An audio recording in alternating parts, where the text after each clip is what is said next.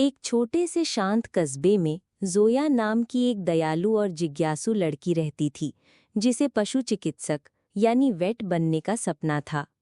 उसे सभी जानवर बहुत प्यारे लगते थे, चाहे बड़े हों या छोटे।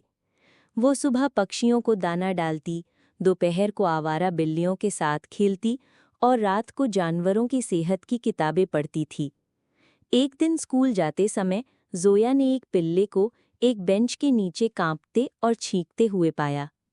उसका शरीर गंदा था और वो बहुत थका हुआ लग रहा था।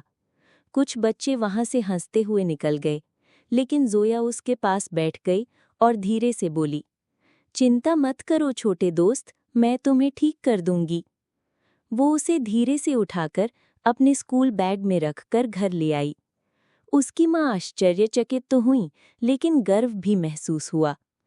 जोया, अगर तुम सचमुच इसकी देखभाल करना चाहती हो तो तुम्हें सही तरीके से सीखना होगा, माँ ने कहा। उन्होंने कस्बे के दयालु पशु चिकित्सक डॉक्टर हामिद को बुलाया। उन्होंने पिल्ले की अच्छे से जांच की। इस पिल्ले को सर्दी है, शायद कीड़े भी हैं। इसे गर्मी, दवाई और अच्छा खाना चाहिए, डॉक्टर हामिद ने कहा। और याद रखना, इंसानों का खाना जानवरों को नहीं देना चाहिए, इससे वे बीमार पड़ सकते हैं। जोया ने ध्यान से सारी बातें सुनी और अपनी एक कॉपी में लिख लिया, जिसे उसने नाम दिया जोया की पालतू सेहत डायरी।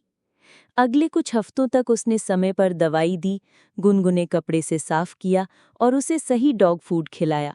उसने पिल्ले का नाम रखा बडी।